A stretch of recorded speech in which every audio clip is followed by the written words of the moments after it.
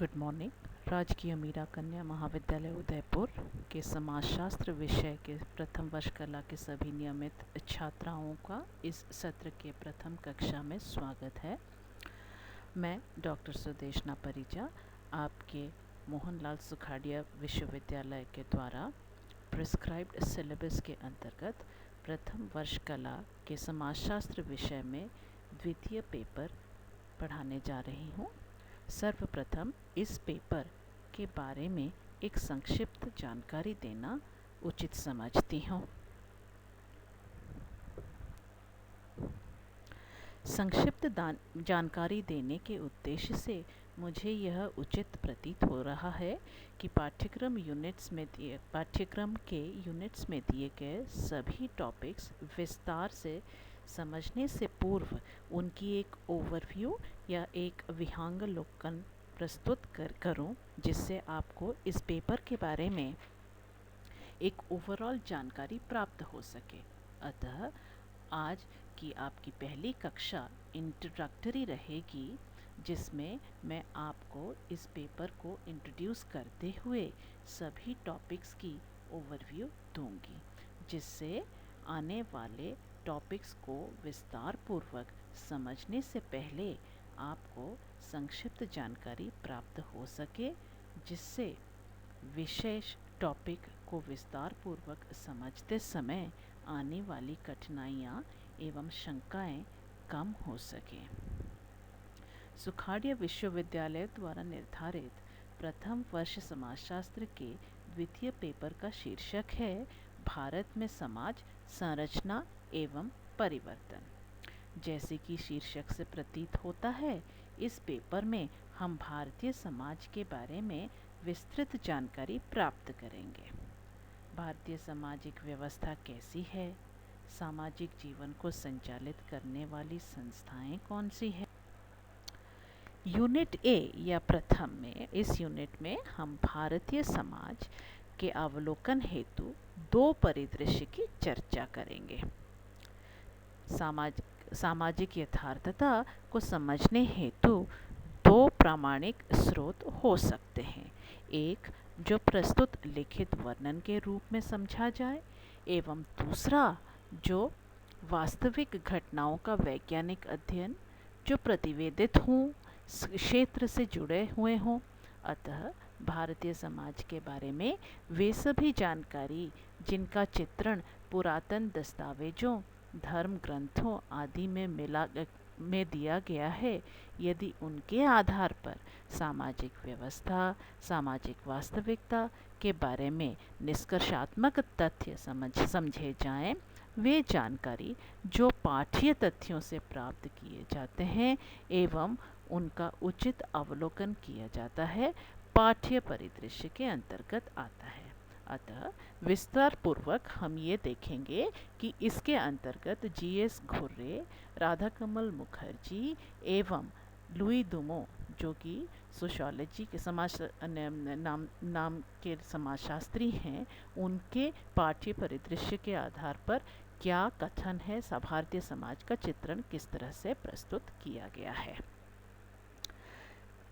अब दूसरी ओर हम ये जानकारी सामाजिक वास्तविकता के बारे में ये जानकारी जो क्षेत्रीय अध्ययन के आधार पर वैज्ञानिक पद्धतियों का प्रयोग कर निष्कर्षात्मक तथ्यों को प्रस्तुत करके अध्ययन करते हैं, उन्हें क्षेत्रीय परिदृश्य के आधार पर समझा जा सकता है। इस क्षेत्रीय परिदृश्य के अंतर्गत हम देखेंगे समाजशास्त्री जैसे एम.एन. श्रीनिवास, जिन्होंने अपने मैसूर के कूर्ग के क्षेत्रीय अध्ययन के आधार पर हो रही सामाजिक परिवर्तन एवं सामाजिक व्यवस्था के बारे में चित्रण प्रस्तुत किया है। जो भी हम लास्ट यूनिट में देखेंगे, इनके जो दो कॉन्सेप्ट्स हैं, सहोदर कॉन्सेप्ट जैसे सांस्कृतिकरण एवं पश्चिमीकरण, ये दोनों कॉन्सेप्ट्स के बारे में हम डिटेल में चर्चा करेंगे। ये क्षेत्रीय परिदृश्य के अंतर्गत आते हैं। वो इसलिए क्योंकि उन्होंने अपने क्षेत्रीय अध्ययन के आधार पर अवलोकन करके कई तथ्य ऐसे सामने रखे हैं जो भारतीय समाज में देखने को मिले हैं। अतः यह परिदृश्य केवल क्षेत्रीय तथ्यों के आधार पर या जो है फील्ड डेटा जिसे कहते हैं, फील्ड एनालिसिस के आधार पर, प्राइमरी डेटा के आधार पर, कलेक्शन किया हुआ आधार पर, डेटा के आधार पर, जिन्होंने अध्ययन करके और सामाजिक व्यवस्था के बारे में जानकारी दी है, उनके अध्ययन के बारे में हम यहाँ पर डिटेल में चर्चा करेंगे। तो क्षेत्रीय परिदृश्य में एक तो हम चर्चा करेंगे एम.एन. श्रीनिवास के कॉन्ट्रीब्यूशंस यानी योगदान पर, दूसरा एस.सी. दुबे के कॉन्ट्रीब्यूशंस क्या रहे हैं जो इंडियन विलेजेस पे काम किया है, एवं तीसरा के.एम. कपाडिया जो कि मैरिज एंड फैमिली इंस्टीट्यूशंस पर ज़्यादातर अपने फील्ड स्टडीज़ के आधार पर भारतीय समाज में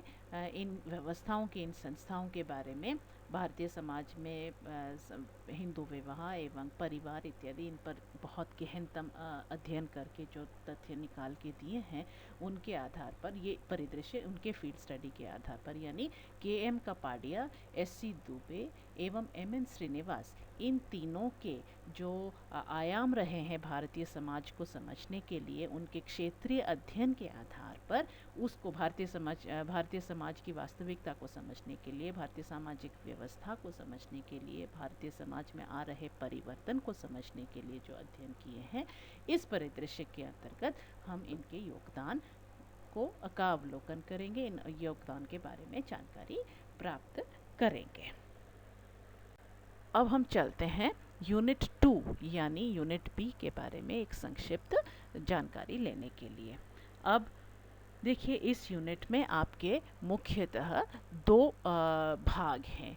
एक जो भारतीय समाज की संरचनात्मक तथ्यों को सामने रखता है, और दूसरा जो आपके भारतीय समाज की रचना के बारे में बात करता है। संरचना क्या होती है, ये आपके पेपर 1 में आपको डिटेल में समझाया जाएगा कि भारतीय समाजशास्त्र में किस तरह से सामाजिक संरचना की कॉन्सेप्ट यानी अवधारणा को समझा गया है। परंतु इस कॉन्टेक्स्ट में किसी भी समाज को समझने के लिए सामाजिक संरचना को समझना आवश्यक होता है। सामाजिक संरचना का अर्थ है आपको पेपर 1 के टॉपिक के अंतर्गत समझाया जाएगा, किंतु पृष्ठभूमि के तौर पर इस संदर्भ में यह समझाना उचित प्रतीत होता है कि समाजशास्त्र में सामाजिक संरचना सामाजिक वास्तविकता के उस ढांचे को माना जाता है जो समाज के अस्तित्व के आधार स्तंभ होते हैं। जैसे एक बिल्डिंग को संपूर्णता प्रदान करने के लिए नींव डाली जाती है एवं दीवार तथा छत इसके आधारभूत ढांचा माने जाते हैं, जिससे बिल्डिंग का आकार तथा स्वरूप प्रकट हो पाता है। उसी तरह से समाज के आधारभूत स्तंभ कौन से हैं जो समाज को एक निश्चित आकार प्रदान करते हैं, यह सामाजिक संरचना होते हैं। इस संदर्भ में समझा जाए तो भारतीय समाज की संरचना कैसी है, इसका स्वरूप कैसा है, कौन से आधार स्तंभ हैं। इसके अंतर्गत भारतीय समाज के 3 आधार स्तंभ जैसे कि गांव, कस्बे और नगर जो आपके कोर्स में प्रिस्क्राइब की गई हैं, इनके बारे में समझाया जाएगा। भारत में इनके क्या स्वरूप हैं एवं इनके अंतर्गत सामाजिक जीवन कैसे संचालित किए जाते हैं, इसकी चर्चा की जाएगी। इसके अतिरिक्त इस इकाई में भारतीय समाज की रचना अर्थात संयोजन के बारे में सम्मिलित वर्गों की चर्चा की जाएगी। हम भारतीय समाज के प्रमुख वर्ग श्रेणी जैसे अनुसूचित जाति, अनुसूचित जनजाति, महिला एवं अल्पसंख्यक वर्ग जो कि भारतीय समाज के मुख्य रचनात्मक अंग है, इनके बारे में, उनकी प्रकृति, उनकी समस्या आदि के बारे में विस्तार पूर्वक चर्चा करेंगे। इस यूनिट में ये 2 भाग जैसे भारतीय समाज की संरचना एवं भारतीय समाज का संयोजन, ये दोनों टॉपिक कवर किए जाएंगे, जिसमें स्पेसिफिक रूप से गांव, कस्बे, नगर एवं कमज़ोर वर्ग के अंतर्गत अनुसूचित जाति, अनुसूचित जनजाति, महिलाएं एवं अल्पसंख्यक वर्ग के बारे में जानकारी दी जाएगी। अब चलते हैं हम तीसरे इकाई में। तीसरी इकाई सी के अंतर्गत भारतीय समाज में मौजूद विभिन्न सांस्कृतिक एवं संजातीय विविधताओं के बारे में डिस्कशन होगा। भारत एक ऐसा समाज का प्रतीकात्मक चित्रण करता है जिनमें विविधताएं अथवा अनेकताएं पाई जाती है। विभिन्न समूहों एवं संस्कृतियों के पनपने पर भी एकता का भाव पाया जाता है। अतः भारतीय समाज के संदर्भ में अनेकता में एकता विषय पर चर्चा की जाएगी। ये टॉपिक आपका इस यूनिट में प्रिस्क्राइब की गई है। सांस्कृतिक अनेकताओं के विभिन्न स्वरूप जैसे भाषाई, क्षेत्रीय एवं धार्मिक के बारे में गहन चर्चा की जाएगी। इसके अतिरिक्त इस इकाई में भारत में वर्तमान समय में जनसंख्या की रूपरेखा, जो कि समाज की रूपरेखा का आधार होता है, एवं इससे संबंधित विचारों के संदर्भ में भी गहन चर्चा की जाएगी। Good morning. राजकीय मीरा कन्या महाविद्यालय उदयपुर के समाजशास्त्र विषय के प्रथम वर्ष कला के सभी नियमित छात्राओं का इस सत्र के प्रथम कक्षा में स्वागत है। मैं डॉक्टर सुदेशना परिजा आपके मोहनलाल सुखाड़िया विश्वविद्यालय के द्वारा प्रिस्क्राइब्ड सिलेबस के अंतर्गत प्रथम वर्ष कला के समाजशास्त्र विषय में द्वितीय पेपर पढ़ाने जा रही हूँ। सर्वप्रथम इस पेपर के बारे में एक संक्षिप्त जानकारी देना उचित समझती हूँ।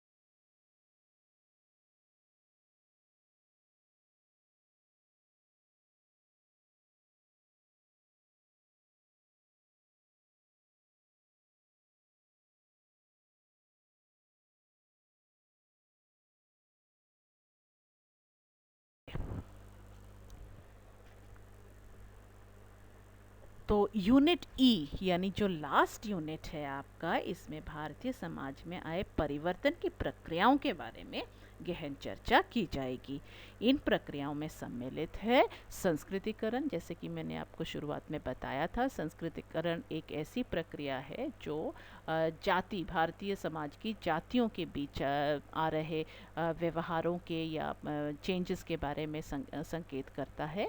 और यह कॉन्सेप्ट सहोदर कॉन्सेप्ट है इसका। पश्चिमीकरण, संस्कृतिकरण एवं पश्चिमीकरण, ये दोनों कॉन्सेप्ट्स एम.एन. श्रीनिवास द्वारा बताई गई थी, जो फील्ड स्टडीज़ पे आधारित हैं या फिर फील्ड रिपोर्ट या फील्ड प्रतिवेदन पर आधारित हैं, जो मैंने आपको पहले यूनिट में जिनकी चर्चा मैंने अभी आपको पहले यूनिट में कर चुकी हूँ।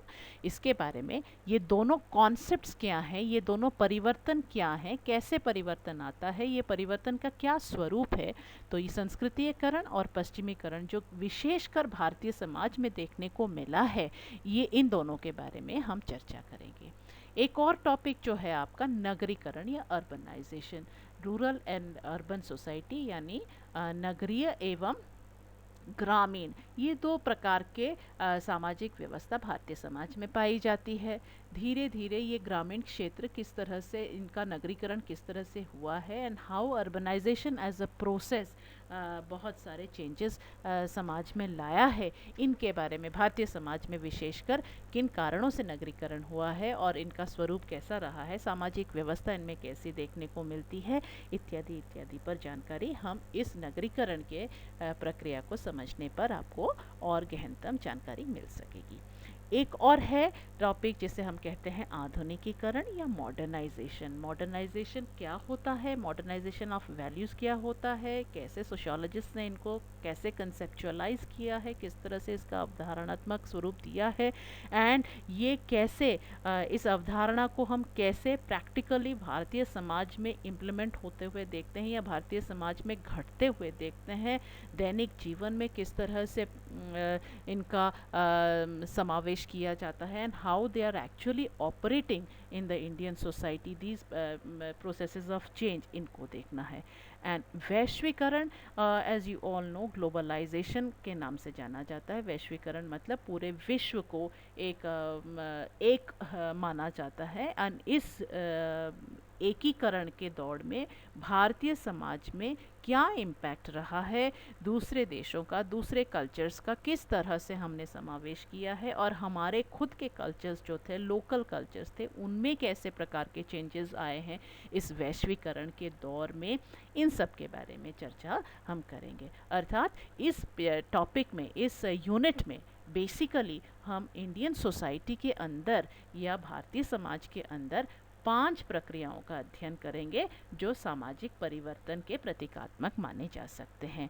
पहला संस्कृतिकरण, दूसरा पश्चिमीकरण, तीसरा नगरीकरण, चौथा आधुनिकीकरण एवं पांचवा वैश्वीकरण। All these processes of change will be analyzed, their nature, उनकी प्रकृति क्या है, कैसी सामाजिक व्यवस्था को ये उत्पन्न कर रहे हैं, किस प्रकार के सामाजिक संबंध नए निर्मित हो रहे हैं, कैसे ट्रांसफॉर्मेशंस हो रहे हैं, किस प्रकार का इनका रूपांतरण हो रहा है, पहले कैसे थे और अब कैसे हैं, और उनमें मूलभूत आधार में चेंजेस आने की संभावनाएं दिख रही हैं अथवा नहीं दिख रही हैं। ये सारे प्रश्नवाचक जो हैं, हम कुछ न कुछ डिस्कशन करके इन प्रश्नों का हम उत्तर निकालने का प्रयास करेंगे during the course of our lectures. तो आज की इस क्लास में मैंने आपको बेसिकली जो आपकी यूनिवर्सिटी द्वारा प्रिस्क्राइब किया गया है सेकंड पेपर, जिसका शीर्षक मैंने आपको बताया है भारत में समाज परिवर्तन, संरचना एवं परिवर्तन। नाउ परिवर्तन एंड संरचना, ये दोनों आर 2 एस्पेक्ट्स ऑफ सोसाइटी। तो सोशियोलॉजिस्ट ने इसको देखा है।